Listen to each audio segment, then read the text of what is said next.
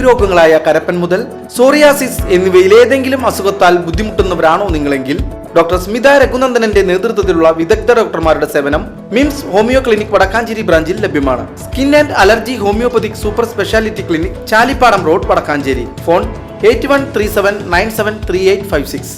കാട്ടാന ഭീതിയൊഴിയാതെ തെക്കുംകര പഞ്ചായത്തിലെ കൊളത്താശ്ശേരി മേലില്ലം മേഖല. കഴിഞ്ഞ ദിവസം വീടിന് സമീപമെത്തിയ കൊമ്പന്റെ ദൃശ്യങ്ങൾ വീട്ടുകാർ മൊബൈലിൽ പകർത്തി. കൊളത്താശ്ശേരി വാഴപ്പറമ്പിൽ വീട്ടിൽ ചാക്കോയുടെ പുരയിടത്തിലാണ് കാട്ടാന എത്തിയത്. കൊളത്താശ്ശേരി വാഴപ്പറമ്പിൽ വീട്ടിൽ ചാക്കോയുടെ പുരയിടത്തിലെത്തിയ കാട്ടാന തെങ്ങുൾപ്പെടെ നശിപ്പിച്ച് കൃഷിനാശം വരുത്തിയിട്ടുണ്ട്. മേലില്ലം മുണ്ടോളിൽ തോമസിന്റെ 4 വാഴകളും 1 കവുങ്ങും, കാനായിൽ വീട്ടിൽ റഫീഖിന്റെ 20 വാഴകളും 3 തെങ്ങും നശിപ്പിച്ചു.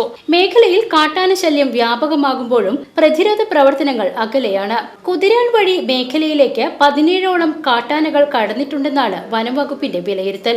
ഇവയെ ഇവിടെ നിന്നും തുരത്തി ഫെൻസിംഗ് ഉൾപ്പെടെയുള്ള പ്രതിരോധ പ്രവർത്തനങ്ങൾ നടത്തിയാൽ മാത്രമേ കാട്ടാന ശല്യത്തിന് ശാശ്വത പരിഹാരമാകൂവെന്നാണ് കർഷകരുടെ ആവശ്യം. കാട്ടാനകളെ തുരത്തുവാൻ അടുത്തിടെ DFOയുടെ നേതൃത്വത്തിൽ ശ്രമം നടത്തിയെങ്കിലും വിജയിച്ചിരുന്നില്ല.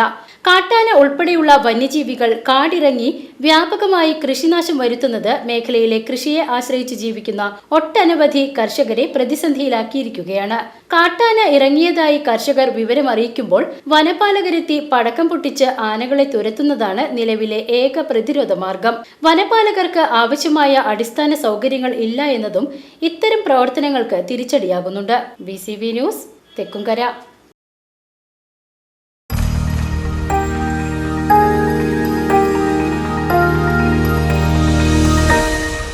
You are watching VCV News.